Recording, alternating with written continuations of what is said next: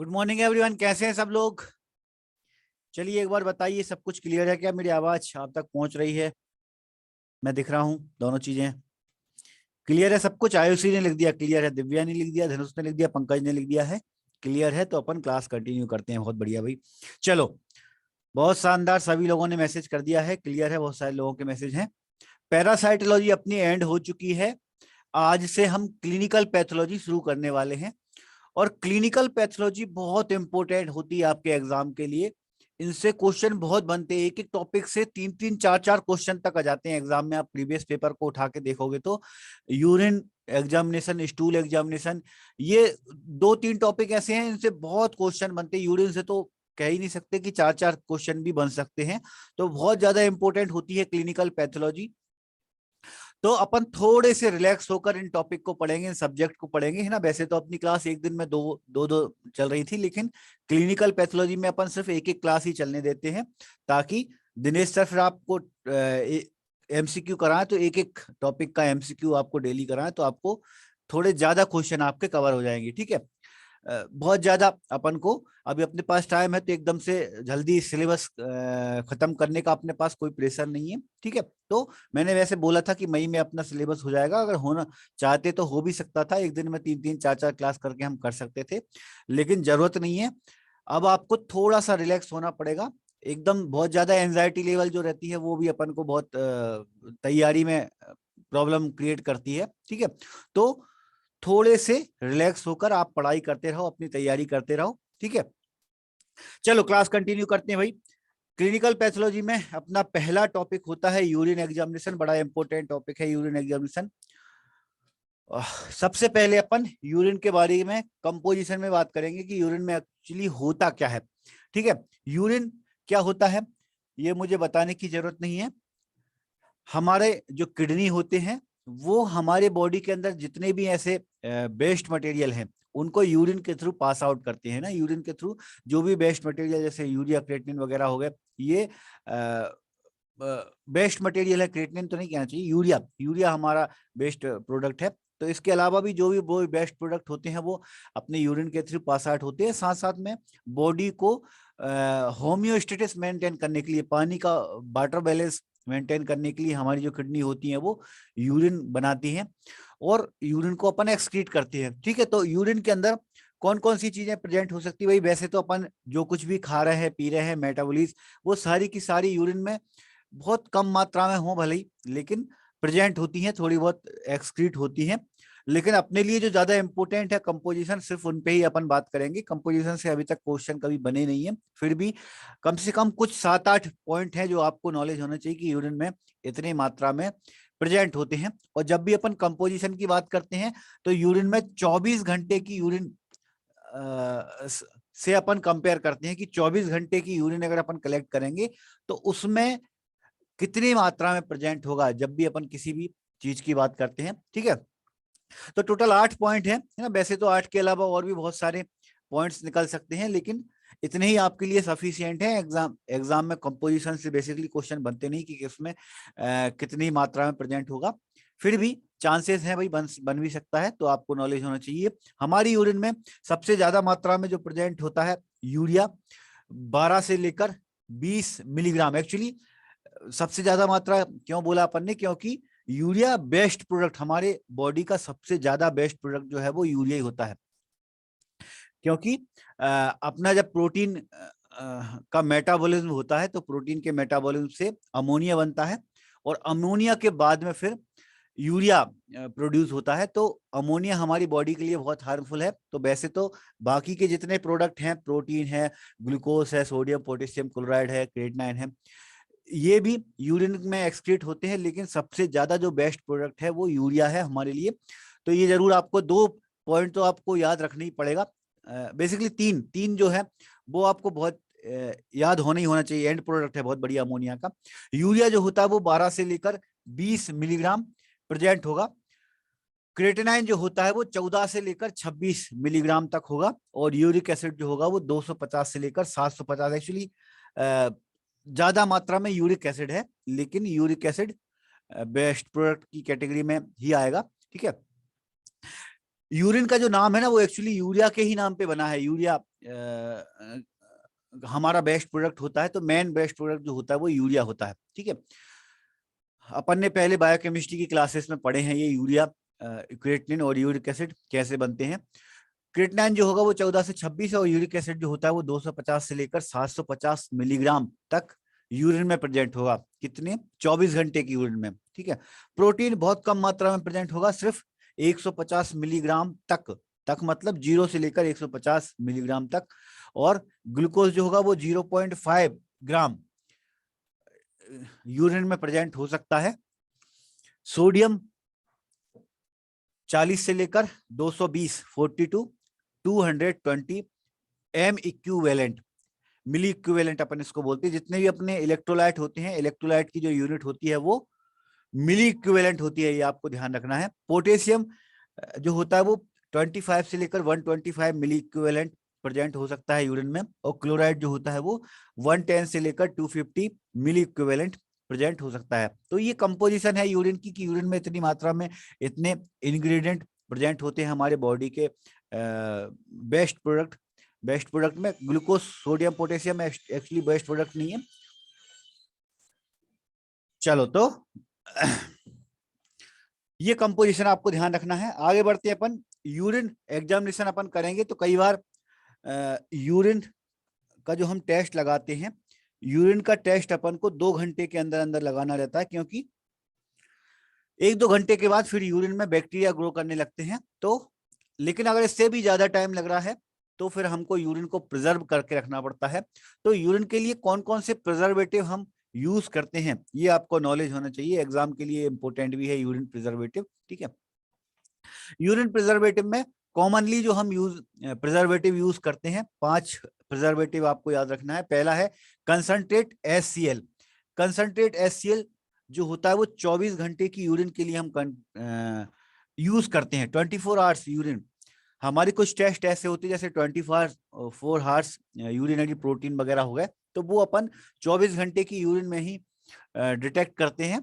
उसके लिए हम कंसंट्रेट HCl का यूज करेंगे। बाकी के जितने भी प्रिजर्वेटिव हैं वो हमारे रैंडम यूरिन के सैंपल में हम यूज करेंगे, लेकिन कंसंट्रेट HCl जो होता है वो 24 घंटे की यूरिन में अपन करते हैं।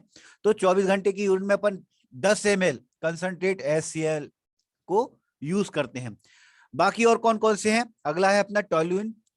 टोल्यूइन जो होता है वो 100 ml में 2 ml अपन यूज करेंगे प्रिजर्वेटिव को।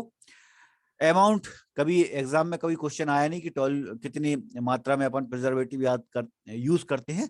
नाम आपके लिए ज्यादा इंपॉर्टेंट है कि प्रिजर्वेटिव है कौन कौन से। ठीक है, फिर भी अमाउंट भी आपको नॉलेज हो तो ज्यादा अच्छा है। टोल्यूइन और बोरिक एसिड, 2 ऐसे प्रिजर्वेटिव हैं जो लिक्विड प्रिजर्वेटिव है। तो लिक्विड में अपन 100 ml की यूरिन है, 100 ml मतलब रेंडमली जब अपन पेशेंट से यूरिन का सैंपल लेते हैं तो लगभग 100 ml के आसपास पेशेंट यूरिन का सैंपल देता है, क्योंकि यूरिन का जो कंटेनर होता है, वो लगभग 100 ml का होता है ना। तो 100 ml की यूरिन जो होती है उसमें अपन सिर्फ 2 ml ही टोल्यूइन और बोरिक एसिड डालते हैं ना। तो अगला है टोल्यूइन और बोरिक एसिड। फिर थाइमोल। थाइमोल भी बहुत अच्छा प्रिजर्वेटिव है, लेकिन थाइमोल जो होता है वो क्रिस्टल के फॉर्म में आता है, सॉलिड के फॉर्म में आता है। तो अपन 100 ml की यूरिन में सिर्फ 1 क्रिस्टल ही इसका डालते हैं, तो ये डिसॉल्व हो जाएगा। डिसॉल्व होकर फिर बाद में ये प्रिजर्वेटिव की तरह काम करेगा। इसी तरह से एक और प्रिजर्वेटिव है जो अपन ने हिस्टोपैथोलॉजी में पढ़ा है। हिस्टोपैथोलॉजी में एक कॉमन प्रिजर्वेटिव होता है फॉर्मलिन। फॉर्मलिन का यूज भी हम यूरिन को प्रिजर्व करने के लिए कर सकते हैं, हालांकि फॉर्मलिन ज्यादा अच्छा नहीं माना जाता। ठीक है, ये हमारे प्रिजर्वेटिव जो है टोल्यूइन, बोरिक एसिड, थाइमोल, ये हमारे ज्यादा अच्छे प्रिजर्वेटिव है। और 24 घंटे की यूरिन के लिए कंसंट्रेट HCl, लेकिन फॉर्मेलिन का भी यूज कर सकते हैं। अगर फॉर्मेलिन का यूज अपन कर रहे हैं तो सिर्फ 100 ml की यूरिन में अपन 2 ड्रॉप फॉर्मेलिन की डालते हैं। ठीक है, अगर हमारे पास दूसरे प्रिजर्वेटिव नहीं है, टोल्यूइन, बोरिक एसिड, थाइमोल नहीं है, तो अपन फॉर्मेलिन का यूज कर सकते हैं। ठीक है, आगे बढ़ते हैं अपन यूरिन के एग्जामिनेशन पर। बड़ा कॉमन सा टॉपिक है आज का। क्लिनिकल पैथोलॉजी में यूरिन एग्जामिनेशन लगभग हर एक टेक्नीशियन ने किया ही किया है। गायत्री ने लिखा है मोस्ट कॉमनली अपन यूज कौन सा करते हैं, गायत्री ने लिखा है। तो मोस्ट कॉमनली देखो बुक में जो दिया है वो थाइमोल दिया है, थाइमोल का मोस्ट कॉमनली यूज किया जाता है, लेकिन इस तरह से एग्जाम में कभी क्वेश्चन बनते नहीं है, फिर भी ध्यान रखना है तो आपको थाइमोल ध्यान रखना आप। थाइमोल और टोल्यूइन दो ऐसे होते हैं जो बिल्कुल मोस्ट कॉमनली यूज होते हैं। वैसे तो आप देखोगे लेबोरेटरी में आप काम करते हो तो प्रिजर्वेटिव का यूज करते ही नहीं है, बहुत रेयरली ही आपको कहीं ऐसा मिलेगा जहां पर प्रिजर्वेटिव का यूज होता होगा। बेसिकली यूरिन के सैंपल आते हैं तो 2-4 घंटे में उनको टेस्ट लगा ही देते हैं, ठीक है। यूरिन की एग्जामिनेशन की बात करेंगे तो यूरिन का जब हम एग्जामिनेशन करते हैं तो 3 तरह से हम करेंगे। पहला होता है फिजिकल, दूसरा होता है केमिकल, और तीसरा होता है माइक्रोस्कोपिक। नाम से ही समझ में आ रहा है, फिजिकल मतलब हम सिर्फ आंखों से देखकर जो उसका ऑब्जर्वेशन करेंगे उसको अपन फिजिकल एग्जामिनेशन कहेंगे। और किसी रिएजेंट या केमिकल के थ्रू जब हम टेस्ट लगाकर देखते हैं तो वो हमारा केमिकल एग्जामिनेशन कहलाता है। और उसके बाद में हम यूरिन को सेंट्रीफ्यूज करके उसके डिपॉजिट को जब हम माइक्रोस्कोप में देखते हैं तो वो हमारा माइक्रोस्कोपिक एग्जामिनेशन कहलाता है। फिजिकल एग्जामिनेशन में हम 4 चीज देखेंगे, वॉल्यूम देखेंगे, कलर देखेंगे, पीएच देखेंगे और स्पेसिफिक ग्रेविटी देखेंगे। केमिकल एग्जामिनेशन में हमारे प्रोटीन आएंगे, शुगर आएंगे, कीटोन बॉडीज आएगा, बाइल साल्ट आएगा, बाइल पिगमेंट आएगा और यूरो बिलिनोजन ये आएगा। और माइक्रोस्कोपिक एग्जामिनेशन में हम माइक्रोस्कोपी में सेल्स देखते हैं, कास्ट देखते हैं, क्रिस्टल देखते हैं। अब सेल्स अलग अलग तरीके हैं के हैं, कास्ट अलग अलग तरीके के हैं, क्रिस्टल अलग अलग तरीके के हैं। ये अपन जब डिटेल में माइक्रोस्कोपिक एग्जामिनेशन पे आएंगे तब आपको और ज्यादा क्लियर होगा, ठीक है। तो वन बाई वन अपन एक एक पार्ट को लेते हुए चलते हैं, समझते हुए चलते हैं। पहला अपना फिजिकल एग्जामिनेशन। फिजिकल एग्जामिनेशन में अपन को ज्यादा केमिकल की जरूरत नहीं पड़ेगी, कुछ बेसिक से अपन को रिक्वायरमेंट होंगे उनसे अपन फिजिकल एग्जामिनेशन करते हैं, है ना। पहला अपना होता है वॉल्यूम। वॉल्यूम मतलब पेशेंट यूरिन कितनी दे रहा है। अब देखो वॉल्यूम जब भी बात होगी तो वो रैंडम सैंपल से अपन कभी भी वॉल्यूम को कैलकुलेट नहीं कर सकते। अगर अपन ने एक कंटेनर छोटा दे दिया और उसको बोल दिया यूरिन का सैंपल ले आओ 100 ml का, तो अपन को मालूम नहीं चल पाएगा कि पेशेंट यूरिन आउटपुट कितना दे रहा है। उसके लिए जरूरी होता है कि 24 घंटे की हम यूरिन कलेक्ट करवाएं पेशेंट से। 24 घंटे तक हम उससे बोले कि भाई 24 घंटे तक आप यूरिन को कलेक्ट करो, उसके बाद ही हम डिटेक्ट कर पाते हैं, ठीक है। तो नॉर्मली 24 घंटे में कोई भी जो पर्सन होता है 600 से लेकर 2000, 600 से लेकर 2000 ml तक यूरिन आउटपुट देता है। हम लोग जो होते हैं वो दिन भर में 24 घंटे में हम लगभग 600 से लेकर 2000 ml तक यूरिन आउटपुट देते। तो इसका जो वेरिएशन है बहुत ज्यादा वेरी करता है पानी पीने के ऊपर और डिहाइड्रेशन के ऊपर, मौसम के ऊपर, है ना। जैसे गर्मी का मौसम होता है तो गर्मी के मौसम में यूरिन आउटपुट कम हो जाता है ना। इसी तरह से एज पे भी बहुत ज्यादा डिपेंड करता है। बहुत बढ़िया अन्नपूर्णा ने बिल्कुल सही बात लिखी, एज पे भी बहुत ज्यादा डिपेंड करेगा। जो बच्चे होंगे उनका यूरिन आउटपुट जो होगा वो कम होगा, है ना। हालांकि आपको एडल्ट का ही यूरिन आउटपुट याद रखना है ना। बच्चों का जो होगा वो कम होगा, एज के अकॉर्डिंग बहुत ज्यादा डिपेंड करेगा। जितनी कम एज होगी उतना कम यूरिन आउटपुट होगा।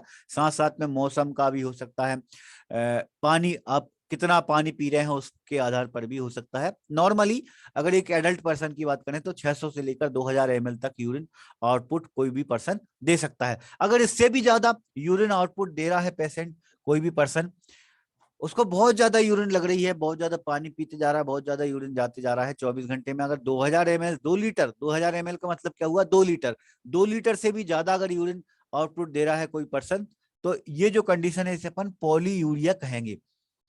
सिंपल से ही वर्ड है, पॉली मतलब ज्यादा, अधिक, और यूरिया मतलब यूरिन, है ना। अधिक मात्रा में यूरिन आउटपुट होना हमारा पॉली यूरिया कहलाएगा। ये वर्ड बड़े इंपॉर्टेंट हैं, इनसे एग्जाम में क्वेश्चन आते हैं, है ना। क्या किसका मतलब क्या है, पॉलीयूरिया का मतलब होता है यूरिन आउटपुट का ज्यादा होना, और ज्यादा होना का मतलब 2 लीटर से ज्यादा होना। 24 घंटे में 2 लीटर से ज्यादा यूरिन आउटपुट करेगा तो वो अपना पॉलीयूरिया कहलाएगा। कुछ कोई स्पेशल नाम नहीं है भाई सौरभ। यूरिन कंटेनर 24 घंटे के लिए अपने जो घरों में भी जो 5-5 लीटर की कुप्पी रहती है वो अपन दे सकते हैं, है ना। तो कोई यूरिन का कंटेनर का कोई अलग नाम नहीं है इसका, ठीक है। बहुत बढ़िया, ठाकुर ने सही लिखा, डायबिटीज मिलाइटिस की कंडीशन में ऐसा हो सकता है कि पॉलीयूरिया पेशेंट करता है, पेशेंट यूरिन आउटपुट उसका ज्यादा हो जाता है ना, डायबिटीज की कंडीशन में भैया, ठीक है। मेजरिंग सिलेंडर अनाया ने लिखा है, तो Anaya measuring cylinder actually laboratory का एक अपना ग्लासवेयर है, उसमें अपन नापते हैं उसको। अगर देखो, कलेक्शन की बात अलग हो रही है, सौरभ ने कलेक्शन का पूछा था, तो कलेक्शन के लिए हम कोई भी एक कंटेनर दे सकते हैं, जो अपने प्लास्टिक के कंटेनर आते हैं, है ना, 2 लीटर 5 लीटर वाले, वो कंटेनर अपन दे देते हैं। लेकिन जब नापते हैं तो नापने के लिए अपन मेजरिंग सिलेंडर का यूज करेंगे अनाया, ठीक है। चलो आगे बढ़ते हैं। अगला एक और वर्ड है ओलिगो यूरिया, है ना, ये वर्ड बड़े इंपॉर्टेंट है एग्जाम में, इनसे क्वेश्चन बनते हैं, आप प्रीवियस पेपर को देखना। ओलिगो यूरिया का मतलब होता है यूरिन आउटपुट कम होना। कम होना का मतलब कितना है, 400 ml से कम होना है। 600 ml तो अपना नॉर्मल है ही, अगर उससे भी कम होता है, अगर 400 ml से भी कम यूरिन आउटपुट दे रहा है कोई पर्सन 24 घंटे में, तो ये जो कंडीशन है इसे अपन ओलिगो यूरिया कहते हैं। और अगर बिल्कुल ही नहीं कर पा रहा है यूरिन कोई पेशेंट, तो ये जो कंडीशन है इसको हम एनीयूरिया कहेंगे। बिल्कुल का मतलब क्या है, ऐसा तो हो ही नहीं सकता कि बिल्कुल एक ड्रॉप भी नहीं आए।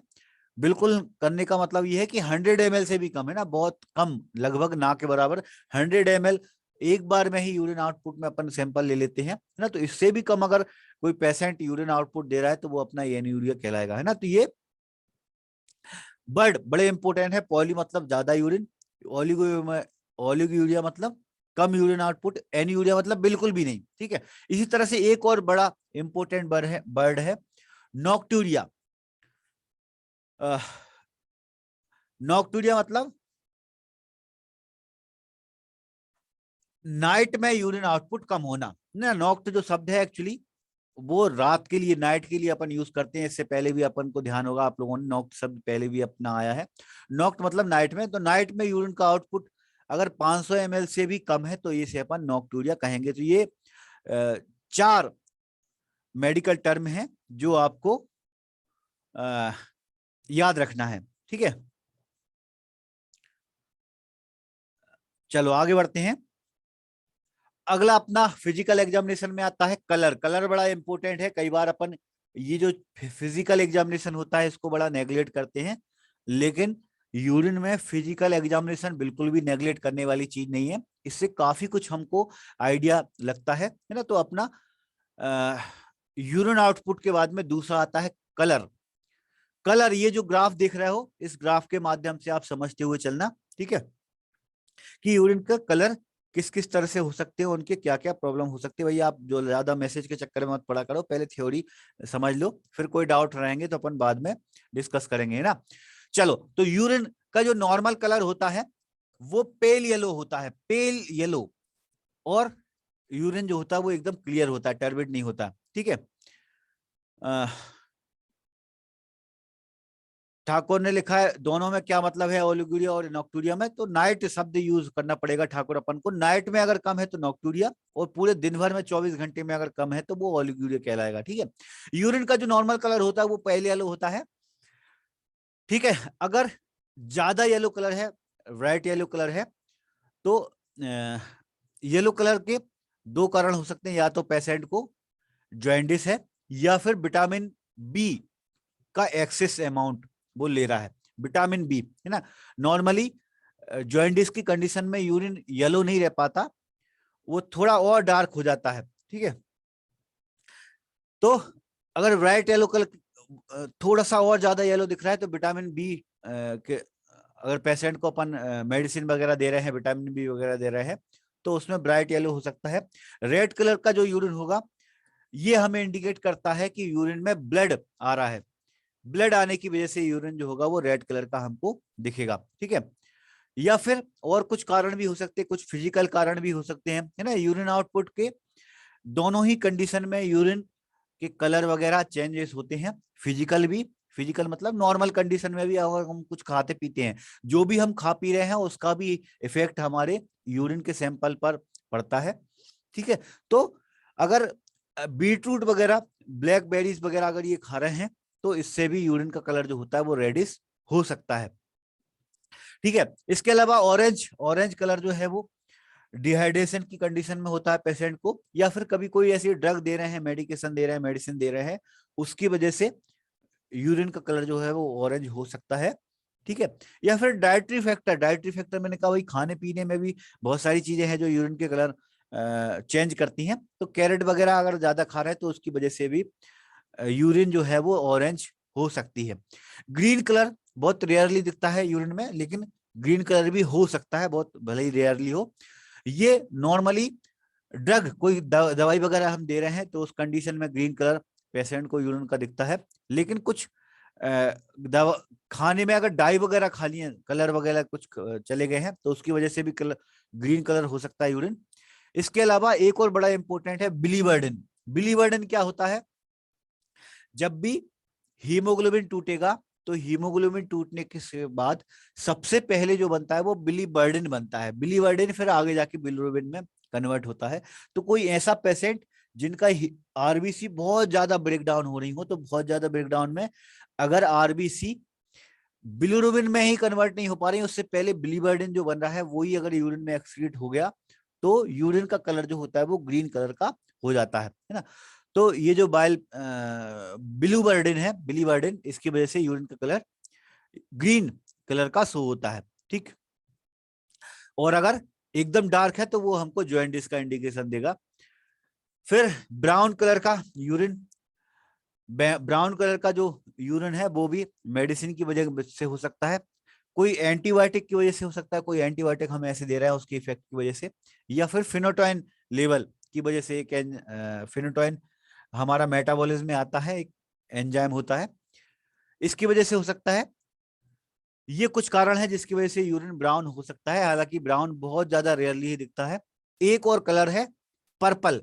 पर्पल जो कलर होता है वो पोरफायरिया की कंडीशन की वजह से होता है। पोरफायरिया अपन ने हेमेटोलॉजी में पढ़ा था, हीमोग्लोबिन की जो पोरफायरिन रिंग अगर अच्छे से नहीं बन पा रही है, तो ये जो कंडीशन है इसे अपन पोरफायरिया बोलते हैं।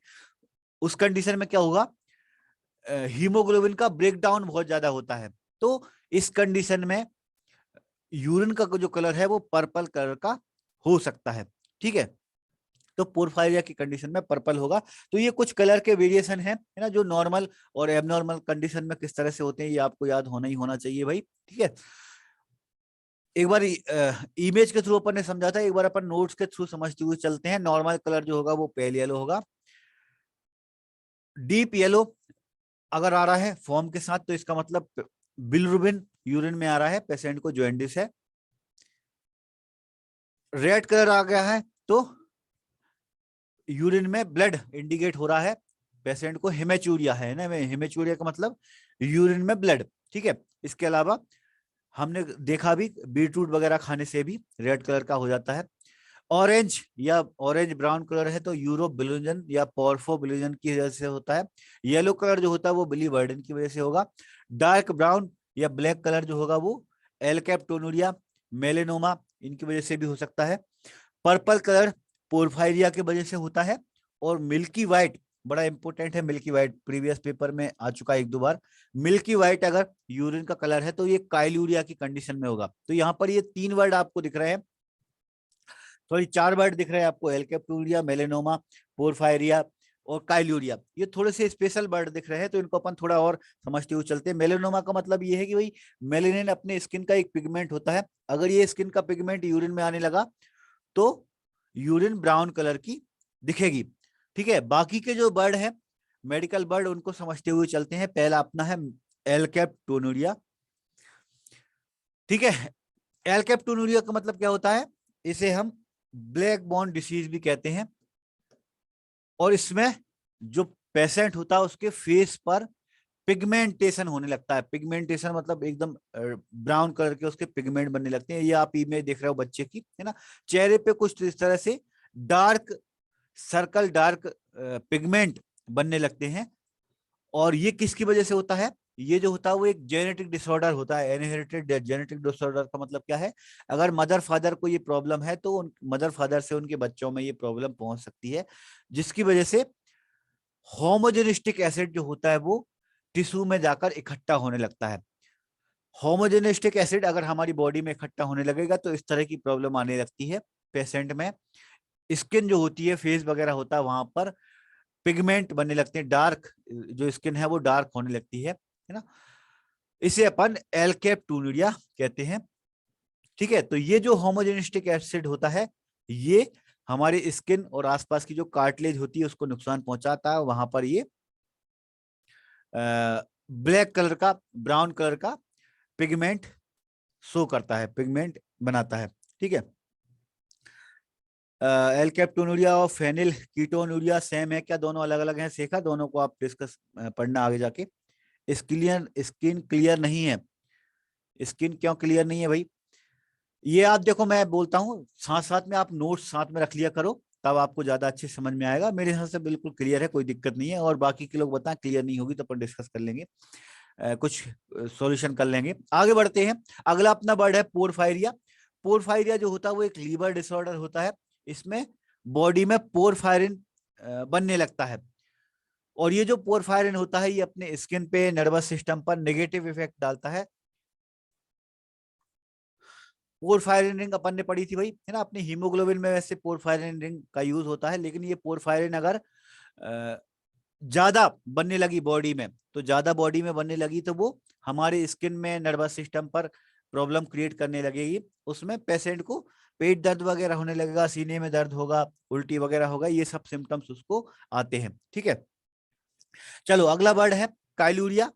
काइलूरिया वर्ड अपन ने पैरासाइटोलॉजी में ही पढ़ा, थोड़ी देर अपन पढ़ रहे थे माइक्रोफाइलेरिया को। जब पढ़ रहे थे तो माइक्रोफाइलेरिया में अपना एक माइक्रोफाइलेरिया था बुकेरिया बैंक्रॉफ्टी।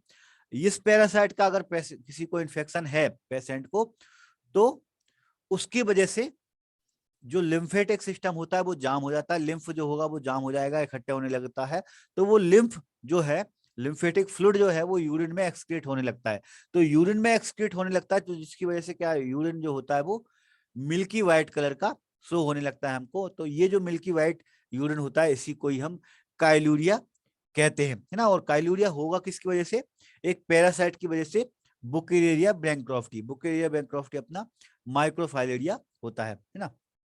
ये जो पैरासाइट होता है ये क्यों करेगा मिल्की वाइट? क्योंकि ये हमारी ब्लड वेसल्स को जाम कर देगा, हमारी लिम्फेटिक वेसल्स को जाम कर देगा, जिससे लिम्फ जो होता है वो कोलेट्रल फ्लो करने लगता है, इकट्ठा होने लगता है। इकट्ठा होने, अपन ने भाई पढ़ा था बुकेरिया बैंक्रॉफ्टिस से एलिफेंटियासिस होता है, हाथी पांव बीमारी हो जाती है। तो वो क्यों होती है?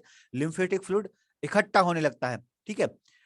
तो उसकी वजह से ये जो लिम्फेटिक फ्लूइड है वो यूरिन में आने लगता है, और यूरिन का जो कलर होता है वो मिल्की व्हाइट हो जाता है। इसे अपन, इस कंडीशन को अपन काइलूरिया कहते हैं। ठीक।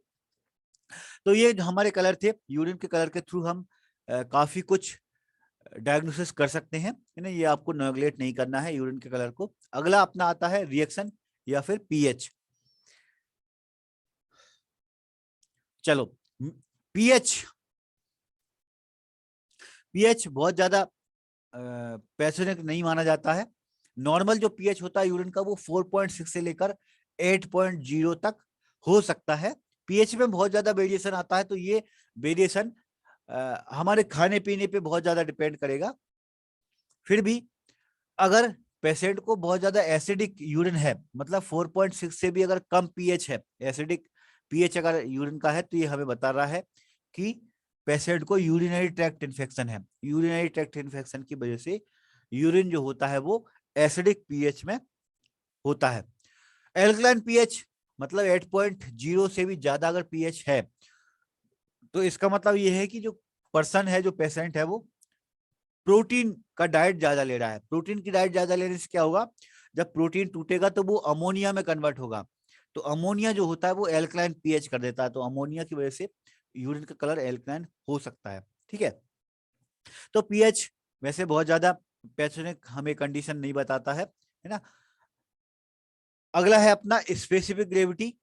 स्पेसिफिक ग्रेविटी का एक नाम और भी है, रिलेटिव मास डेंसिटी। ये आपको याद रखना है, रिलेटिव मास डेंसिटी। कई बार इनको एग्जाम में फुल फॉर्म भी पूछा जाता है, या कई बार मतलब नाम चेंज करके भी क्वेश्चन बन जाते हैं। ठीक है। चलो आगे बढ़ते हैं भाई। एक बार थ्योरी समझ लो, उसके बाद जो डाउट हो आप पूछ लेना, है ना। आप लगातार मैसेज करते रहते, फिर मुझे बाद में चैट बॉक्स बंद करना पड़ता है। चलो आगे बढ़ते हैं। स्पेसिफिक ग्रेविटी जो होती है वो हमको ट्यूबुलर फंक्शन के बारे में इंफॉर्मेशन देती है कि हमारी जो ट्यूब्यूल्स हैं, किडनी के जो ट्यूब्यूल्स हैं, वो किस तरह से काम कर रही हैं। किडनी की ट्यूब्यूल से पानी कितना एब्जॉर्ब हो रहा है, क्योंकि जितना पानी एब्जॉर्ब होगा उतनी यूरिन में पानी का वॉल्यूम कम होगा। ठीक है। तो उसकी स्पेसिफिक ग्रेविटी ज्यादा होगी।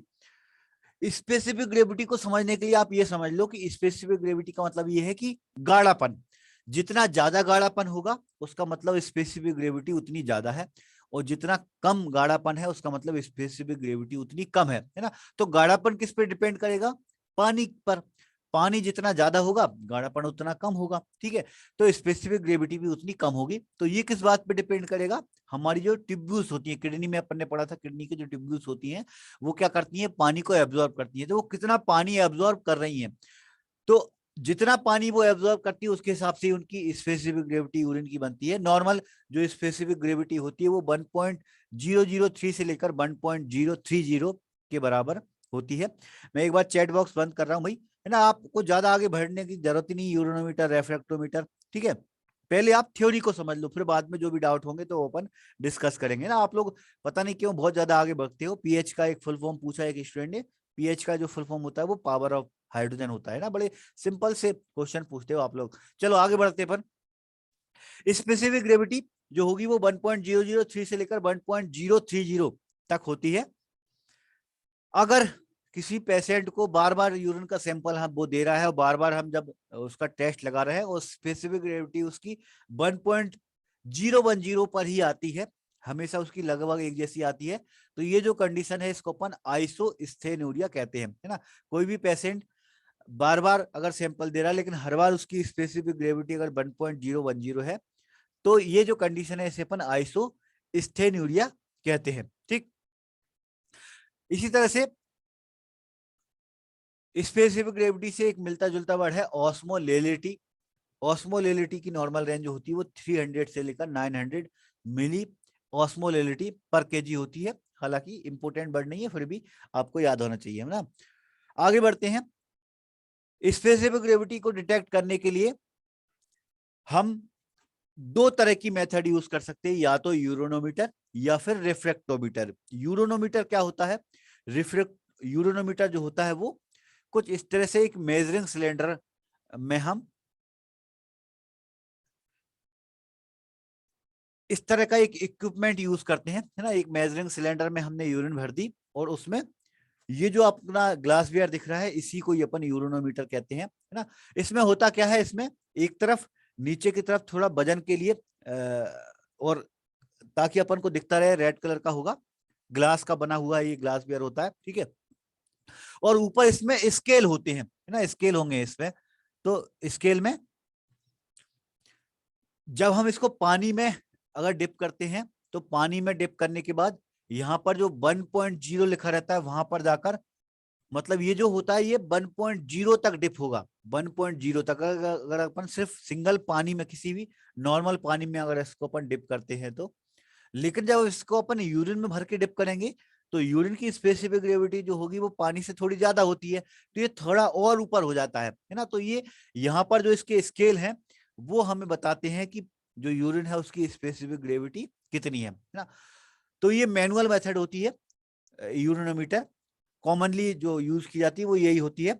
और ये जो होती है वो बियोंसी के प्रिंसिपल पर काम करती है। बियोंसी का मतलब क्या होता है भाई? स्पेसिफिक ग्रेविटी जितनी ज्यादा होगी वो उतना ज्यादा वजन सह सकता है। किसी भी लिक्विड की स्पेसिफिक ग्रेविटी जितनी ज्यादा होगी वो उतने ज्यादा वजन को सह लेगा। ये सिद्धांत पे, इस प्रिंसिपल पे काम करता है। ये जो प्रिंसिपल था ये एक साइंटिस्ट ने दिया था, वियोंसी, तो उसके ही प्रिंसिपल पे ही ये काम करता है, ठीक है। कहने का मतलब अगर कोई लिक्विड जितना ज्यादा गाढ़ा होगा उसके ऊपर अपन उतना ज्यादा वजन रख सकते हैं, और जितना कम गाढ़ा होगा उस पर उतना कम वजन अपन रख पाएंगे ना। अपन सिंपल वर्ड में अपन समझाने के लिए मैं बोलूँ तो स्पेसिफिक ग्रेविटी को नापने के लिए दूसरी एक और मेथड होती है, रिफ्रैक्टोमीटर। रिफ्रैक्टोमीटर वैसे तो जो फैक्ट्री वगैरह होती है, ऑयल वगैरह की फैक्ट्री, वहां पर यूज की जाती है, लेकिन अपन लैब में भी अपन इसका यूज कर सकते हैं। इसमें अपन रिफ्रैक्टोमीटर में स्पेसिफिक ग्रेविटी देखते कैसे हैं? यहाँ पर एक छोटी सी जगह होती है, प्रिज्म बोलते हैं अपन इसको। यहाँ पर अपन यूरिन का एक 1 ड्रॉप लेते हैं, और खासतौर पर ये वाली जो मेथड है ये तब यूज की जाती है। देखो दोनों मेथड में बहुत डिफरेंट है। इस वाली जो पहली वाली मेथड है अपनी यूरिनोमीटर, इसमें अपन को यूरिन की बहुत ज्यादा क्वांटिटी चाहिए होती, क्योंकि अपन को मेजरिंग सिलेंडर है उसको भरना होता है ना। तो ज्यादा मात्रा में यूरिन का सैंपल चाहिए, लेकिन कभी बच्चों का सैंपल हम ले रहे हैं तो बच्चों के सैंपल में यूरिन का सैंपल बहुत काम आ पाता है। तो कम सैंपल के लिए हम रिफ्रैक्टोमीटर मेथड का यूज कर सकते हैं। इसमें क्या होता है, ये इस तरह का एक इक्विपमेंट होता है, छोटा सा होगा। कैसा ये छोटा सा इक्विपमेंट, अपने छोटे से माइक्रोस्कोप की तरह, जैसे अपने माइक्रोस्कोप होता है लगभग थोड़ा सा वैसे ही होगा। माइक्रोस्कोप की जगह की तरह कैसे बोला मैंने, क्योंकि इसमें यहाँ पर लेंस लगे होते हैं बीच में, है ना। ये जो होता है वो फोकस एडजस्टमेंट करा होता है, यहाँ पर लेंस लगे होते हैं, आईपीएस लेंस लगा होगा, और यहाँ पर हम यूरिन का सैंपल रखेंगे ना। तो आप थोड़ा सा देखो कि अपने माइक्रोस्कोप की के रिसेंबल है, कि माइक्रोस्कोप में अपन यहाँ पर सैंपल रख रहे हैं, आगे लेंस है, थोड़ा उसको अपन एडजस्ट भी कर रहे हैं, है ना। लेकिन माइक्रोस्कोप थोड़ा बड़ा इक्विपमेंट है, उसकी जगह ये थोड़ा छोटा इक्विपमेंट होता है। तो जो यूरिन का सैंपल है उसका 1 ड्रॉप हम यहाँ पर रखकर और ऊपर से कवर स्लिप उसकी लगा देते हैं। कवर स्लिप मतलब इसी में कुछ इस तरह से, ये आप देख रहे हो, ये इसका प्लेट होती है ना। प्लेट मतलब कवर स्लिप की तरह, जैसे अपनी स्लाइड होती है तो स्लाइड पे अपन कवर स्लिप रखते हैं, उसी तरह से जब हम यहाँ पर 1 ड्रॉप यूरिन रखेंगे तो ये उसका कवर होता है, इसके ऊपर अपन ढक देते हैं, है ना। और ढकने के बाद फिर हम इसको यहाँ से लेंस के थ्रू देखते हैं। तो जिस यूरिन सैंपल की स्पेसिफिक ग्रेविटी उतनी ज्यादा होगी, उसका रिफ्रैक्टिव इंडेक्स उतना ज्यादा होगा। रिफ्रैक्टिव इंडेक्स का मतलब क्या होगा भाई, रिफ्रैक्टिव इंडेक्स का मतलब ये है कि जब उससे लाइट आएगी तो वो लाइट उतनी ज्यादा टकरा कर रिफ्रैक्ट होगी। उसमें सॉलिड, देखो स्पेसिफिक ग्रेविटी इस बात पर डिपेंड करती है कि उसमें सॉलिड पार्टिकल कितने हैं। तो सॉलिड पार्टिकल जितने ज्यादा होंगे उसमें लाइट जो होगी वो उतनी ज्यादा रिफ्लेक्ट होगी। जितनी ज्यादा रिफ्लेक्ट होगी वो हमें बताएगा कि उसका स्पेसिफिक ग्रेविटी उतनी ज्यादा है। तो ये किसी भी लिक्विड के रिफ्रैक्टिव इंडेक्स पे डिपेंड होती है। ये जो रिफ्रैक्टोमीटर है ना, तो इसका जो नाम है रिफ्रैक्टोमीटर, ये इसी नाम पे ही है। रिफ्रैक्टो मतलब रिफ्लेक्ट होती लाइट, उसके अकॉर्डिंग हम ये पता करते हैं कि स्पेसिफिक ग्रेविटी कितनी है। तो यूरिन में जितने भी सॉल्युबल सॉलिड होंगे, सॉलिड जितने होंगे, जितने ज्यादा सॉलिड होंगे वो लाइट को उतना ज्यादा रिफ्लेक्ट करेगा, और रिफ्लेक्ट जितनी लाइट होती है वो हमको यहाँ से लेंस में दिख जाती है, ठीक है। तो उसके अकॉर्डिंग अपन डिटेक्ट कर सकते हैं कि उसकी स्पेसिफिक ग्रेविटी कितनी है ना। उसमें यहाँ पर एक स्केल लगा होता है, स्केल के माध्यम से अपन पहचान सकते हैं। हालांकि बहुत रेयर ही यूज किया जाता है। एग्जाम की अपन तैयारी कर रहे हैं तो आपको सिर्फ नॉलेज होना चाहिए भाई। इस तरह से स्पेसिफिक ग्रेविटी की एक मेथड होती है रिफ्रैक्टोमीटर। कॉमनली आप किसी लैब में अगर काम कर रहे हो, किया होगा आपने, तो स्पेसिफिक ग्रेविटी वगैरह टेस्ट होती है, ये मैनुअल मेथड से भी बहुत कम होती हैं। नॉर्मली जो हमारे यूरिन की स्टेप होती है उनसे ही पीएच अपन डिटेक्ट कर लेते हैं, ठीक। तो ये थे अपने फिजिकल एग्जामिनेशन। फिजिकल के बाद में अगला आता है अपना केमिकल एग्जामिनेशन। केमिकल एग्जामिनेशन बड़े इंपॉर्टेंट है भाई। केमिकल एग्जामिनेशन 1 बाय 1 अपन एक एक टेस्ट को समझते हुए चलते हैं, इनसे क्वेश्चन बनते हैं तो आपको थोड़ा ध्यान से समझना पड़ेगा। पहला टेस्ट होता है प्रोटीन। प्रोटीन टेस्ट की 2 मेथड हैं। पहली है heat and acetic acid method. Chemical examination में अपन जो पढ़ेंगे वो सारी की सारी मैनुअल मेथड पढ़ेंगे, है ना। प्रैक्टिकली और थ्योरेटिकली बहुत ही अंतर होता है। अपन जो केमिकल एग्जामिनेशन वगैरह करते हैं तो नॉर्मली आप देखोगे किसी लैब में देखोगे तो आप यूरिन स्ट्रिप के थ्रू ज्यादातर रिपोर्टिंग कर दी जाती है, केमिकल एग्जामिनेशन की भी, फिजिकल की भी। माइक्रोस्कोपी गवर्नमेंट वगैरह में तो होती नहीं है, तो माइक्रोस्कोपी जरूर अलग से अलग ही होगी सबकी, है ना। केमिकल एग्जामिनेशन में पहली मेथड है अपने heat and acidic acid method. Manual method अपने लिए बड़ी इंपॉर्टेंट है, एग्जाम में मैनुअल मेथड से ज्यादा क्वेश्चन बनते हैं।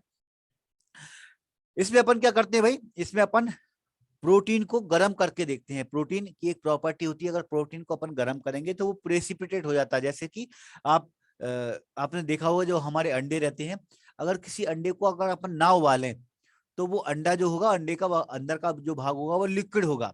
लेकिन अगर अपन उसको उबाल दें, गर्म कर दें, तो क्या होगा, अंडा के अंदर का जो प्रोटीन, अंडे जो बना होता है वो प्रोटीन का बना होता है, तो वो प्रोटीन जो होता है वो प्रेसिपिटेट हो जाता है। तो अंडे का जो अंदर वाला जो पार्ट होता है वो सॉलिड हो जाता है ना। तो वो क्यों सॉलिड हो रहा है, क्योंकि प्रोटीन की खास बात होती है, एक प्रॉपर्टी होती है कि जब भी अपन उसको गर्म करेंगे तो वो प्रेसिपिटेट हो जाएगा। तो इसी प्रॉपर्टी का ही अपन यूज करते हैं इस टेस्ट में, प्रोटीन को अपन गर्म करके देखते हैं, यूरिन का जो सैंपल है हमारा उसको अपन गर्म करके देखते हैं, अगर उसमें प्रोटीन प्रेजेंट है तो वो प्रेसिपिटेट हो जाएगा, अगर नहीं प्रेजेंट है तो वो प्रेसिपिटेट नहीं होगा, ठीक है। लेकिन लेकिन अगर यूरिन जो है वो एल्कलाइन है, तो एल्कलाइन यूरिन में कुछ पार्टिकल ऐसे होते हैं जो प्रेसिपिटेट हो जाते हैं, तो अपन को सबसे पहले यूरिन को एसिडिक बनाना पड़ता है। एसिडिक बनाने के लिए अपन उसमें एसिटिक एसिड ऐड करेंगे। कितना एसिडिक एसिड? 5% एसिडिक एसिड का अपन सिर्फ 2-3 ड्रॉप डालते हैं अपन एसिडिक एसिड की, ताकि यूरिन का जो पीएच है वो एसिडिक हो जाए। एसिडिक पीएच के यूरिन को अपन गर्म करते हैं और गर्म करके ये देखते हैं कि वो प्रेसिपिटेट हो रहा है या नहीं हो रहा। अगर प्रेसिपिटेट हो रहा है मतलब प्रोटीन पॉजिटिव है, और अगर प्रेसिपिटेट नहीं हो रहा है तो प्रोटीन जो है वो नेगेटिव है, ठीक है। अगर प्रेसिपिटेट को अपन बहुत ज्यादा गर्म करते जाएं, 100 डिग्री सेल्सियस तक गर्म कर दें, उबाल दें अगर अपन यूरिन को, और उस टाइम पे अगर ये प्रेसिपिटेट दोबारा से डिसअपेयर हो जाए, मगर इसका मतलब जो प्रेसिपिटेट बना था अगर वो डिसॉल्व हो जाए और जब ठंडा करें तो वो दोबारा से दिखने लगे, अगर कभी ऐसा हो रहा है ना, मतलब क्या किया अपन ने, यूरिन के सैंपल को जब अपन ने गर्म किया तो गर्म करने के बाद 100 डिग्री सेल्सियस पर तो प्रेसिपिटेट बन गया, लेकिन जैसे ही ठंडा किया तो वो प्रेसिपिटेट दोबारा से डिसॉल्व हो गया। तो एक खास, इसमें एक खास तरह का प्रोटीन प्रेजेंट होता है, बेंस जोस प्रोटीन। बेंस जोस प्रोटीन बड़ा इंपॉर्टेंट है, प्रीवियस पेपर में पूछा जा चुका है। बेंस जोन्स प्रोटीन, इसकी वजह से ऐसा हो सकता है कि अपन ज्यादा गर्म करेंगे तो वो डिसॉल्व हो जाएगा। ये जो प्रोटीन होता है ये ज्यादा टेम्परेचर पर डिसॉल्व हो जाता है, और थोड़े कम टेम्परेचर पर, थोड़े कम मतलब 60 से 70 डिग्री सेल्सियस पर ये प्रेसिपिटेट बनाएगा, और 100 डिग्री सेल्सियस पर ये डिसॉल्व हो जाता है, डिसअपेयर हो जाता है। ये जो प्रोटीन अगर प्रेजेंट है यूरिन में तो ये हमें बताता है कि पेशेंट को मल्टीपल माइलोमा है। मल्टीपल माइलोमा ये अपन ने बायोकेमिस्ट्री में पढ़ा था। आगे बढ़ते हैं। दूसरी अपनी मेथड होती है सल्फोसैलिसिलिक एसिड मेथड। सल्फोसैलिसिलिक एसिड मेथड में क्या करते हैं अपन, 25% सल्फोसैलिसिलिक एसिड ये केमिकल का अपन यूज करते हैं। कैसे करेंगे टेस्ट? अपन एक टेस्ट ट्यूब में, कांच की एक टेस्ट ट्यूब लेंगे, उसमें अपन 1 ml यूरिन लेते हैं, और उस 1 ml यूरिन में अपन 25% सल्फोसैलिक एसिड की 3-4 ड्रॉप डालते हैं, है ना। 3 ड्रॉप डालेंगे, अगर 1 ml यूरिन है तो उसमें अपन 3 ड्रॉप डालते हैं। अगर प्रोटीन प्रेजेंट होगा तो प्रेसिपिटेट बनेगा, अगर प्रोटीन एब्सेंट होगा तो प्रेसिपिटेट नहीं बनेगा। तो प्रेसिपिटेट जितना ज्यादा थिक होगा इसका मतलब प्रोटीन की मात्रा उतनी ज्यादा है ना, इसको अपन प्लस में काउंट करके देते हैं। अगर प्रेसिपिटेट कम है तो 1+, थोड़ा ज्यादा है तो 2+, फिर और ज्यादा है तो 3+, इस तरह से अपन इसकी रिपोर्टिंग करेंगे, है ना। तो इसमें अपन ने किया क्या टेस्ट में, इसमें अपन 25% सल्फोसिलिक एसिड का यूज करते हैं। तीसरी एक और मेथड है एसविचेस, एसविचेस एल्बिनोमीटर मेथड। इसमें क्या कैसे करते हैं अपन प्रोटीन को टेस्ट? इसमें हमारे पास एक स्पेशल ग्लास वेयर होता है, इसको अपन बोलते हैं एसविचेस का एल्बिनोमीटर। इस तरह का है ना, ये मेजरिंग सिलेंडर जैसा होगा, ये पतली सी एक मतलब कांच की बड़ी सी टेस्ट ट्यूब जैसा एक होता है हमारे पास, इसको अपन एसविचेस एल्बिनोमीटर कहते हैं। इसमें क्या खास होता है, इसमें 2 मार्क होते हैं, एक होता है यू वाला, यहाँ पर एक यू वाला मार्क होगा, दूसरा अपना आर वाला मार्क होगा, ठीक है। इसमें अपन क्या करेंगे, इसमें यू वाला जो मार्क है वहां तक अपन यूरिन को भर देंगे, है ना। ये अपनी टेस्ट ट्यूब है, आप इसको एक बड़ी सी टेस्ट ट्यूब मान लो। इस बड़ी सी टेस्ट ट्यूब में यू तक अपन यूरिन भरते हैं, और जहां तक आर है वहां तक अपन एसविचेस वाला रिएजेंट भरते हैं, एसविचेस रिएजेंट, ठीक है। क्या होता है एसविचेस रिएजेंट? एसविचेस रिएजेंट में 2 चीजें होती है, एक पिक्रिक एसिड होता है, दूसरा साइट्रिक एसिड। 2 चीजों में प्रेजेंट होती है एसविचेस रिएजेंट में। ये एसविचेस रिएजेंट उसमें अपन क्या करेंगे, यहां तक अपन ने यूरिन डाली है और यहां तक अपन ने उसमें ये एसविचेस का रिएजेंट डाल दिया। तो ये जो एसविचेस रिएजेंट है ना, इसमें भी एसिड प्रेजेंट है, अपन ने थोड़ी देर पहले देखा, अभी अपना सल्फोसैलिसिलिक एसिड था, ये भी प्रोटीन को प्रेसिपिटेट कर रहा था, है ना। तो इसी तरह से ये जो एसिड होगा ये भी प्रेसिपिटेट करेगा। तो प्रेसिपिटेट कितना हो रहा है उसके अकॉर्डिंग अपन ये थोड़ा सा समझ सकते हैं, ऑब्जर्व कर सकते हैं कि प्रोटीन की मात्रा कितनी होगी। यहाँ पर नीचे जो होता है वो 0 से लेकर 12 तक की मार्किंग होगी। 0 से लेकर 12 तक की मार्किंग में जितना प्रेसिपिटेट होता है वो नीचे इकट्ठा हो जाएगा, है ना। जब प्रेसिपिटेट बनेगा तो प्रेसिपिटेट जो होगा वो नीचे डिपोजिट बना लेगा। तो डिपोजिट उसका जितना ज्यादा होगा वो हमें इंडिकेट करेगा कि प्रोटीन की मात्रा उतनी ज्यादा है। तो कहने का मतलब क्या है, एसपीएच वाली जो मेथड होती है ये हमको प्रोटीन की एक सेमी क्वांटिटेटिव मेथड बता देती है। सेमी क्वांटिटेटिव का मतलब क्या है कि प्रोटीन की एग्जैक्ट वैल्यू भी हमें मालूम नहीं है, लेकिन फिर भी एक थोड़ा सा आइडिया लग गया कि प्रोटीन की मात्रा कितनी है, कम है या ज्यादा है। ठीक है, थोड़ा सा आइडिया अपन एसबीएस की एल्बिनोमीटर से कर सकते हैं।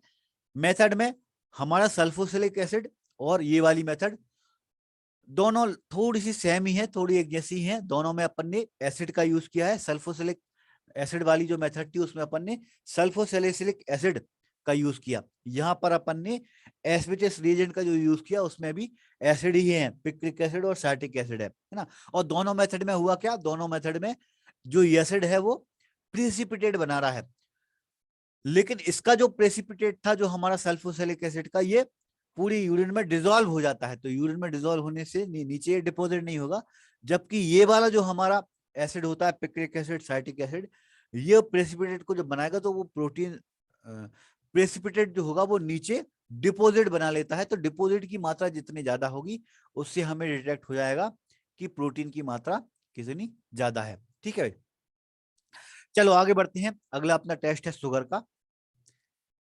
शुगर जो हम टेस्ट करते हैं वो रिड्यूसिंग शुगर के लिए करते हैं। रिड्यूसिंग शुगर अपन ने पढ़ी है भाई बायोकेमिस्ट्री में। रिड्यूसिंग शुगर में एक हमारी शुगर होती है सुक्रोज, ये नॉन रिड्यूसिंग शुगर होती है। इसका मतलब क्या है, ये रिड्यूस नहीं होती। ठीक है, तो सुक्रोज को हम डिटेक्ट नहीं कर पाते इस टेस्ट के मेथड के द्वारा। सुक्रोज को अलावा जितनी भी जो शुगर होंगी उसको अपन इसमें डिटेक्ट कर सकते हैं। जिस टेस्ट से अपन डिटेक्ट करते हैं उसका नाम है बेनेडिक्ट टेस्ट। ये बड़े इंपोर्टेंट हैं ये नाम, इनसे एग्जाम में क्वेश्चन बनते हैं, है ना। कि शुगर के लिए हम कौन सा टेस्ट यूज करते हैं, एग्जाम में इस तरह से क्वेश्चन बहुत बनते हैं कि शुगर के लिए टेस्ट जो कर रहे हैं उसका नाम क्या है, ये बड़ा इंपॉर्टेंट है। उनमें केमिकल कौन से यूज कर रहे हैं ये भी बहुत बड़ा इंपॉर्टेंट है। दो चीजें बहुत इंपॉर्टेंट है, केमिकल कौन सा यूज कर रहे हैं और नाम क्या है टेस्ट का। शुगर के लिए जो हम कर रहे हैं वो बेनेडिक्ट, प्रोटीन के लिए जो हम कर रहे हैं वो सल्फोसैलिसिलिक एसिड, है ना। तो टेस्ट के नाम आपको याद रखना है। बेनेडिक्ट टेस्ट अपन करते हैं, इसमें अपन एक रिएजेंट लेते हैं, बेनेडिक्ट रिएजेंट। ये आप यहाँ देख रहे हो इस तरह से ब्लू कलर का सॉल्यूशन होता है बेनेडिक्ट रिएजेंट। इस बेनेडिक्ट रिएजेंट में क्यूप्रेस सल्फेट प्रेजेंट होता है, एल्कलाइन क्यूप्रेस सल्फेट प्रेजेंट होता है। और जब करेंगे कैसे मेथड में, इसमें अपन 5 ml रिएजेंट लेते हैं और 5 ml यूरिन में यूरिन की 8 ड्रॉप ऐड कर देते हैं। 8 ड्रॉप ऐड करने के बाद फिर हम उसको गर्म करेंगे। गर्म करने से अगर प्रेसिपिटेट बन रहे हैं तो ये जो प्रेसिपिटेट बनेंगे वो भी कलर फॉर्म में बनेंगे। तो अगर ग्रीन कलर का, येलो कलर का, ऑरेंज कलर का या फिर रेड कलर के प्रेसिपिटेट बन रहे हैं तो उसका मतलब शुगर जो है वो प्रेजेंट है ना। तो प्रेसिपिटेट का कलर क्या है उससे भी हमको एक आइडिया लग जाता है कि शुगर की मात्रा कितनी कम है और कितनी ज्यादा है। अगर कम मात्रा में शुगर प्रेजेंट होगी तो वो ग्रीन या येलो कलर के प्रेसिपिटेट बनेंगे। अगर थोड़ी और ज्यादा है तो ऑरेंज कलर के प्रेसिपिटेट बनेंगे।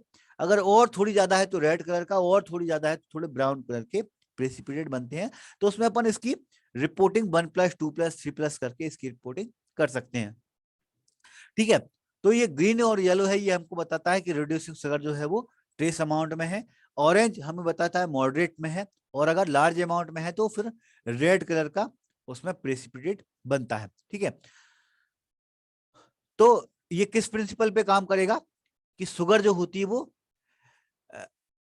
क्यूप्रेस ऑक्साइड में रिडक्ट कर देती है। जो हमारा भाई क्यूप्रेस सल्फेट है इसको ये क्यूप्रेस ऑक्साइड में रिड्यूस कर देगी, जिसकी वजह से उसका कलर चेंज हो जाता है। उससे अपन को मालूम चल जाता है कि उसमें शुगर कितनी मात्रा में प्रेजेंट है। बड़े कॉमन से टेस्ट हैं ये, मैनुअली टेस्ट है ना, आपको नॉलेज होना चाहिए, इनसे क्वेश्चन बनते हैं एग्जाम में।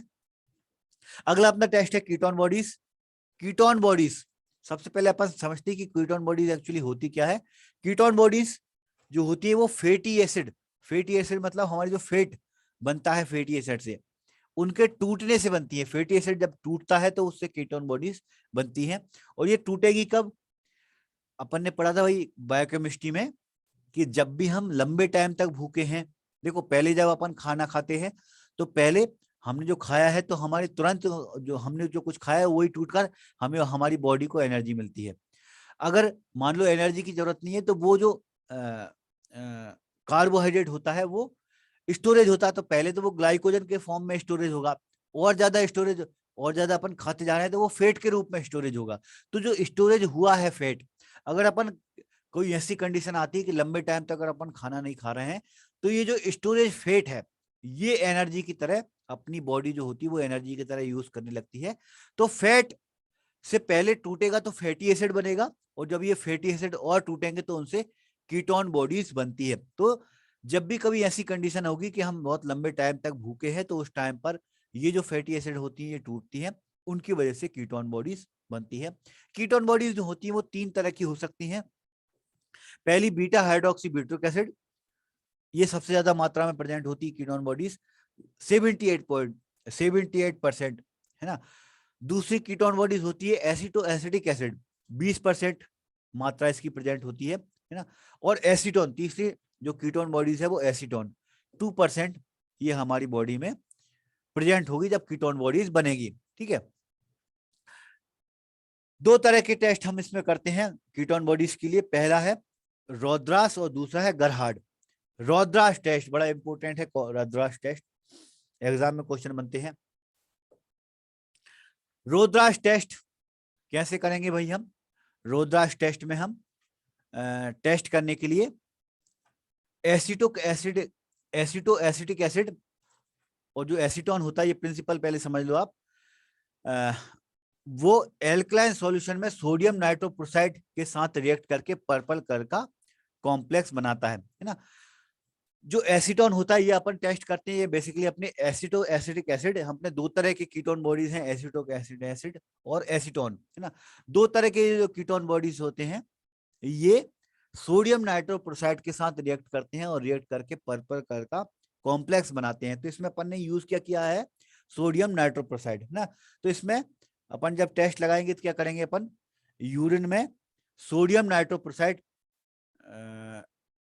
मिक्स करेंगे है ना, और मिक्स करके अमोनियम हाइड्रोक्साइड फिर बाद में ऐड करते हैं। अगर पर्पल कलर की रिंग बनती है तो टेस्ट पॉजिटिव है, अगर पर्पल रिंग नहीं बनती तो टेस्ट जो है वो नेगेटिव है ना। पर्पल रिंग जो होती है वो हमको पॉजिटिव रिएक्शन को इंडिकेट करती है। ठीक, एक और टेस्ट होता है कीटोन बॉडीज के लिए, गरहार्ड टेस्ट। गरहार्ड टेस्ट थोड़ा लेस कॉमन है, ज्यादातर बेनेडिक्ट रिएजेंट का यूज किया जाता है, सॉरी बेनेडिक्ट नहीं, एक सेकेंड, रोद्रास टेस्ट का ज्यादातर यूज किया जाता है। चलो आगे बढ़ते हैं। गरहार्ड टेस्ट, ये जो टेस्ट होता है ये एसिटो एसिडिक एसिड, अपने 3 तरह के कीटोन बॉडीज हैं भाई, तो 3 तरह के कीटोन बॉडीज में एसिटो एसिडिक एसिड के लिए स्पेसिफिक टेस्ट होता है गरहार्ड टेस्ट। एक सेकंड,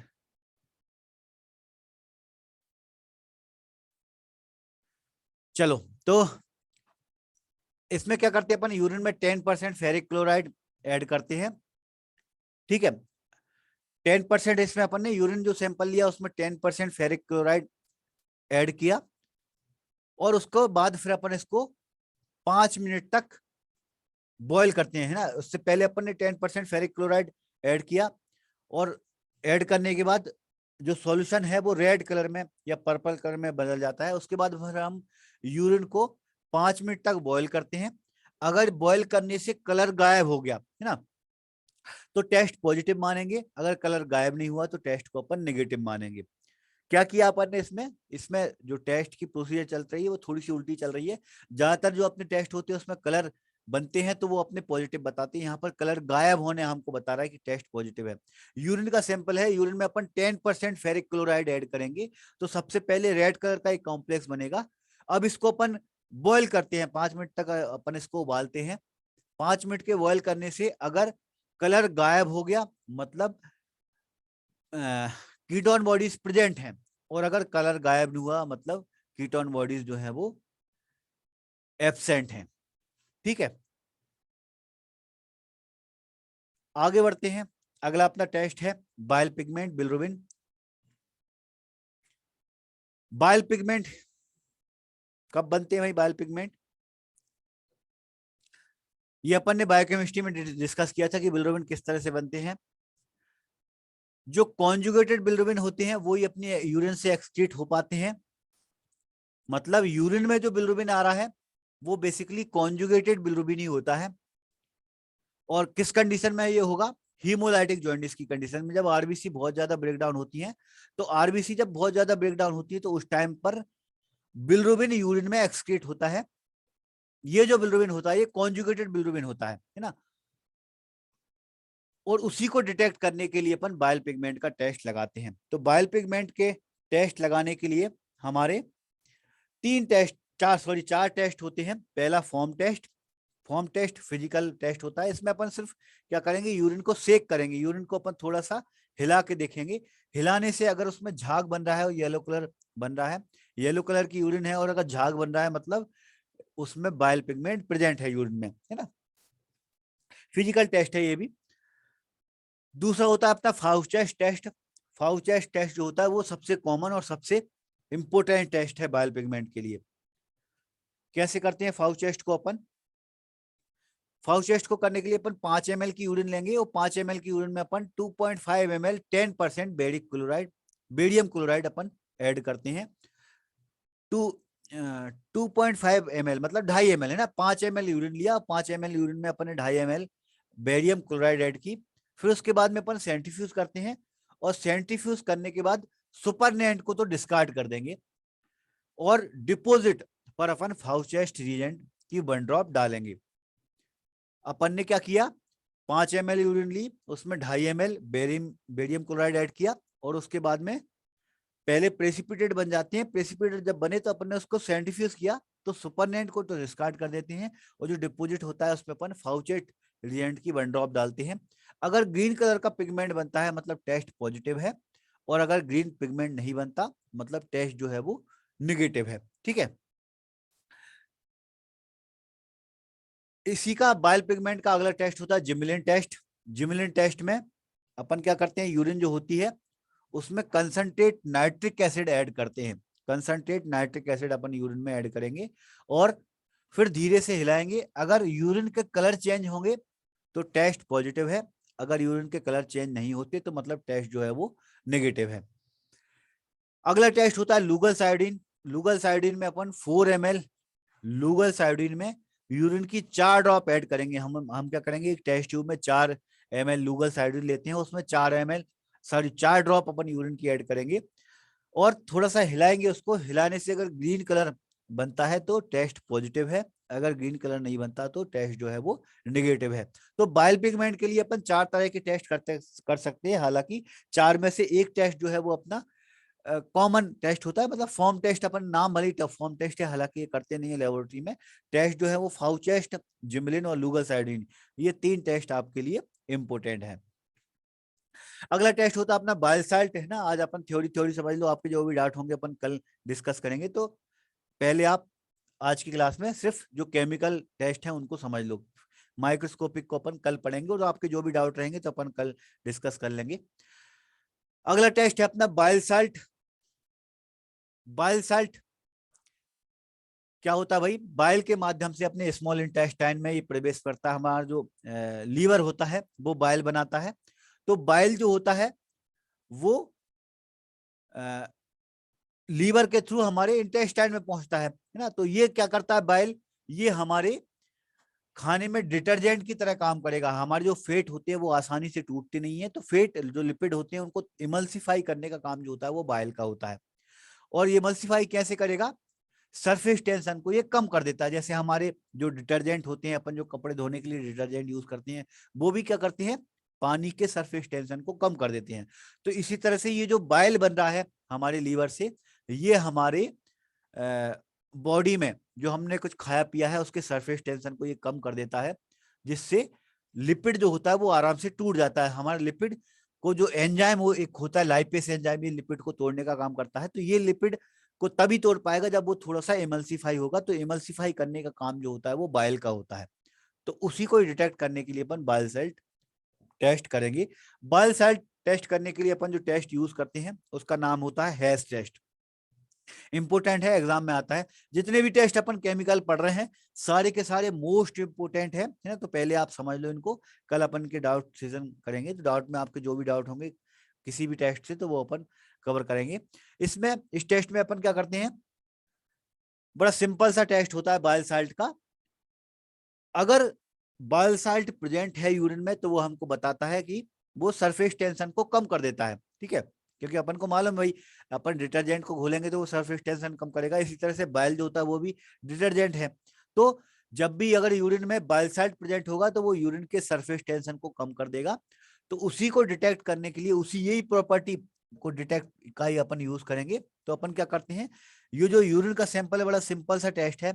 ये एक यूरिन का सैंपल जो होगा उसमें सल्फर पाउडर अपन ऊपर से थोड़ा सा चुटकी भर ऊपर से सल्फर पाउडर डालते हैं। अगर ये सल्फर पाउडर बॉटम में सिंक हो गया इसका मतलब यूरिन में बाइल साल्ट प्रेजेंट है, क्योंकि उसने सरफेस टेंशन कम कर दिया। सरफेस टेंशन अगर कम हो गया तो सल्फर पाउडर जो होते हैं वो नीचे डिपॉजिट हो जाते हैं। और अगर सरफेस टेंशन कम नहीं है इसका मतलब बाइल साल्ट अगर प्रेजेंट नहीं है तो ये जो सल्फर पाउडर होता है ये ऊपर की ही जो सरफेस होती है उस पर ही तैरता रहता है। तो ये जो टेस्ट है इसे अपन हैश टेस्ट बोलते हैं। और हैश टेस्ट में अपन सल्फर पाउडर का यूज करते हैं। जितने भी ये टेस्ट हैं केमिकल एग्जामिनेशन में सारे के सारे टेस्ट में अपन उनके नाम और उनमें केमिकल कौन सा यूज कर रहे हैं और अपन किस तरह से पॉजिटिव नेगेटिव देख रहे हैं ये आपको नॉलेज होना चाहिए। आगे बढ़ते हैं अपन यूरोबिलिनोजन। यूरोबिलिनोजन क्या होता है भाई, जो हमारा कॉन्जुगेटेड बिलिरुबिन होता है, कॉन्जुगेटेड बिलिरुबिन ड्यूडोनम से एक्सक्रीट होता है। तो बैक्टीरिया द्वारा जब वो इंटेस्टाइन में यूरोबिलिनोजन में कन्वर्ट हो जाता है। हमने ये बायोकेमिस्ट्री में पढ़ा था है ना। बायोकेमिस्ट्री में अपन ने ये डायग्राम के थ्रू पूरा समझा था। क्या समझा था अपन ने कि जो हमारा बिलिरुबिन बन रहा है लीवर के थ्रू, जो बिलिरुबिन बन रहा है कॉन्जुगेटेड बिलिरुबिन बन रहा है, ये कॉन्जुगेटेड बिलिरुबिन जब इंटेस्टाइन में पहुंचेगा तो इंटेस्टाइन में जो बैक्टीरिया होते हैं वो बैक्टीरिया इस बिलिरुबिन को यूरोबिलिनोजन में कन्वर्ट कर देंगे। ये जो यूरोबिलिनोजन होता है ये हमारे इंटेस्टाइन से जब एब्जॉर्ब होगा तो ये हमारे ब्लड में पहुंच जाता है। और ब्लड में पहुंचने के बाद जब ये ब्लड किडनी में पहुंचेगा तो किडनी से ये एक्सक्रीट हो जाएगा है ना। ये अपन ने बायोकेमिस्ट्री में डिस्कस किया था।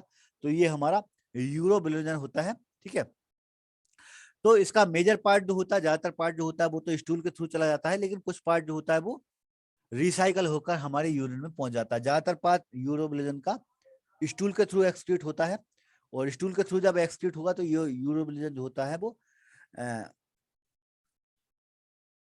पोर्फोबिलिनोजन में, सॉरी स्टर्कोबिलिनोजन में ये कन्वर्ट हो जाता है। स्टूल के थ्रू अगर यूरोबिलिनोजन एक्सक्रीट होता है तो ये स्टर्कोबिलिनोजन के रूप में एक्सक्रीट होता है।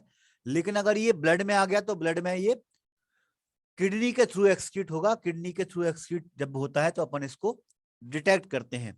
ठीक है, और अगर ये आ रहा है इसका मतलब पेशेंट को जॉइंडिस है। ठीक है, टेस्ट करने के लिए अपन जो टेस्ट करते हैं अर्लिस्ट टेस्ट करते हैं।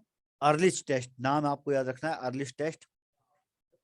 कैसे करते हैं अर्लिस्ट टेस्ट, इसमें भी अपन सेम जो अपन ने थोड़ी देर पहले बाइल पिगमेंट की प्रोसीजर की थी, शुरुआत में अपनी वही प्रोसीजर रहेगी। यूरिन में अपन 10% बेरियम क्लोराइड ऐड करेंगे। 5 ml यूरिन है और 2.5 ml अपन उसमें 10% बेरियम क्लोराइड ऐड करेंगे। तो पहले प्रेसिपिटेट बनेगा, प्रेसिपिटेट को अपन सेंट्रीफ्यूज करेंगे। अब जो अपन ने बाइल पिगमेंट के टाइम पर सुपरनेंट को फेंक दिया था यहां पर वो सुपरनेंट जो होता है वो काम आता है ना। तो अपन एक ही प्रोसेस जो शुरुआत में अपन ने जो प्रोसीजर की उससे अपन 2 टेस्ट लगा सकते हैं। डिपोजिट में तो अपन बाइल पिगमेंट लगा सकते हैं, सुपरनेंट में अपन यूरोबिलिनोजन लगा सकते हैं। अपन यहाँ पर क्या करेंगे, सुपरनेंट को अपन एक सेकंड ट्यूब में ले लेंगे और उस ट्यूब में अपन 0.5 अर्लीच रिएजेंट को अपन ऐड करेंगे, अर्लीच रिएजेंट को। ठीक है, अगर डार्क रेड कलर का बनता है, डार्क रेड कलर में अगर कन्वर्ट होती है यूरिन तो इसका मतलब यूरोबिलिनोजन प्रेजेंट है। और अगर कलर में चेंज नहीं होती, मतलब यूरोबिलिजन जो है वो एब्सेंट है। नॉर्मली थोड़ा बहुत कलर बनता है तो वो अपना नॉर्मल यूरोबिलिजन कहलाता है, क्योंकि थोड़ा बहुत तो यूरोबिलिजन आता ही है यूरिन में। अगर बहुत डार्क होता है इसका मतलब लार्ज अमाउंट में यूरोबिलिजन प्रेजेंट है। ठीक है, यूरोबिलिजन और पोर्फोलिजन दोनों एक तरह की सेम रिएक्शन करते हैं, तो दोनों को अंतर करने के लिए अपन एक दूसरा टेस्ट करते हैं ना, यूरोबिलिजन और पोर्फोबिलिजन दोनों एक ही तरह की रिएक्शन करेंगे, दोनों में ये टेस्ट पॉजिटिव आएगा। दोनों में से अपन ये डिटेक्ट करने के लिए यूरोबिलिजन है या पोर्फोबिलिजन है, एक और टेस्ट करते हैं, Watson square test. Watson square test के थ्रू अपन पता करेंगे, है ना। उसमें अपन क्लोरोफॉर्म का यूज करते हैं, तो बहुत ज्यादा प्रोसीजर पे नहीं जाना, बहुत रेयरली टेस्ट होता है ये। आपको सिर्फ इतना नॉलेज होना चाहिए कि यूरोबिलिजन और पोर्फोबिलिजन इन दोनों को डिफरेंशिएट करने के लिए अपन वॉटसन टेस्ट का यूज करते हैं। ठीक है भाई, चलो ये था हमारा केमिकल एग्जामिनेशन, है ना। अपन ने आज इसको थोड़ा सा ओवरव्यू, मतलब लंबा टॉपिक है ये यूरिन एग्जामिनेशन, तो इसका माइक्रोस्कोपिक एग्जामिनेशन अपन कल पढ़ेंगे। साथ में एक जो यूरिन एग्जामिनेशन है इसको भी अपन एक बार ओवरव्यू करेंगे, इसके कोई डाउट है तो वो अपन कल की क्लास में डिस्कस करेंगे। ठीक है, तो एक बार मैं आपके चैट बॉक्स खोल रहा हूँ। ठीक है, आप कोई मैसेज है, कोई डाउट है आपको तो आप पूछ सकते हैं। हालांकि क्लिनिकल में सॉरी केमिकल एग्जामिनेशन के जो डाउट हैं वो अपन कल की क्लास में एक बार अपन इसका ओवरव्यू करेंगे, उसके बाद अपन फिर माइक्रोस्कोपिक एग्जामिनेशन को समझेंगे। ठीक है, फिर भी कोई डाउट, कोई बात है, कोई क्वेश्चन है तो आप पूछ सकते हैं मैसेज में, मैंने चैट बॉक्स ओपन किया है, अदरवाइज अपनी क्लास ओवर होगी। चलो, किसी का कोई मैसेज नहीं है, क्लास ओवर करें हुई।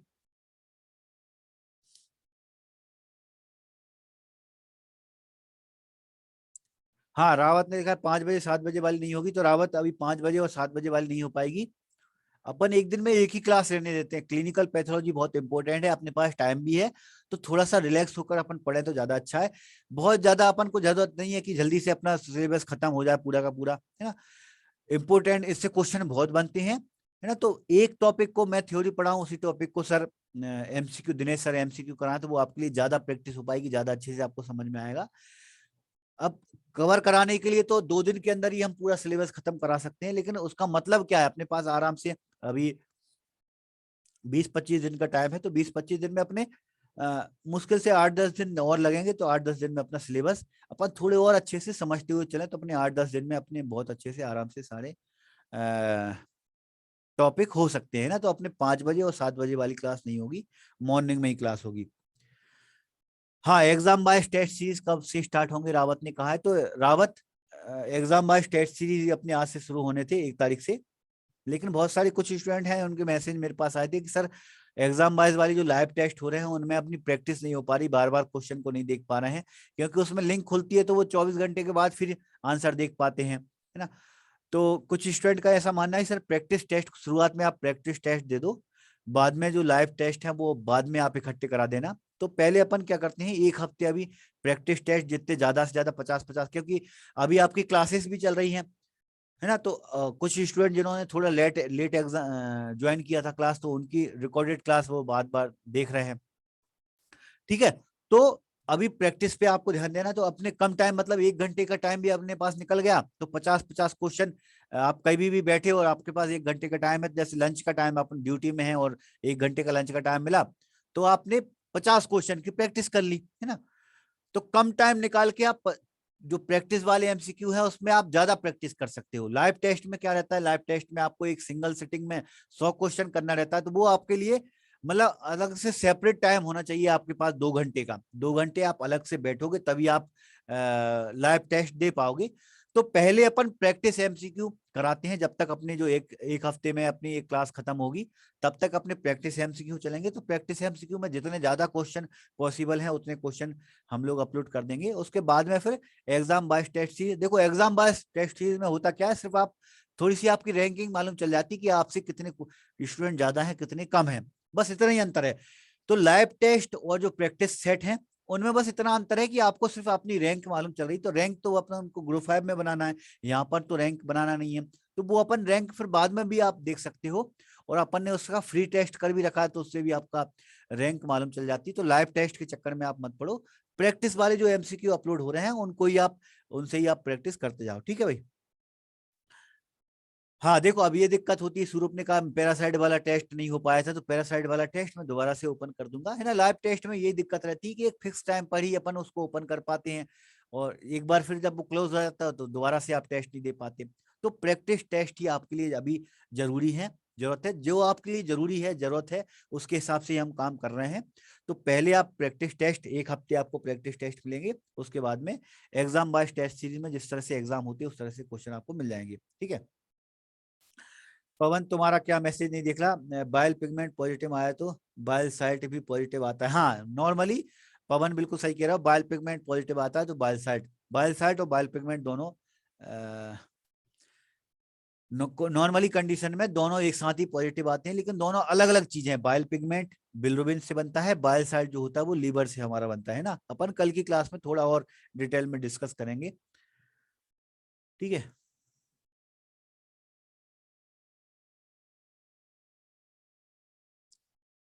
हाँ यूरिन एग्जामिनेशन में कुछ नया चीज ऐड होगा तो अपन कर देंगे, ठीक है। चलो, तो इससे आगे अपन कल की क्लास में डिस्कस करेंगे, ठीक है। यूरिन एग्जामिनेशन अभी पूरा नहीं हुआ है, इसका माइक्रोस्कोपिक एग्जामिनेशन कल अपन करेंगे, साथ में एक बार और अपन रिवाइज करेंगे, बड़ा इंपॉर्टेंट है ये केमिकल एग्जामिनेशन, ठीक है। तो मिलते हैं अपन कल की क्लास में, तब तक के लिए मुझे इजाजत दें, गुड डे, जय हिंद।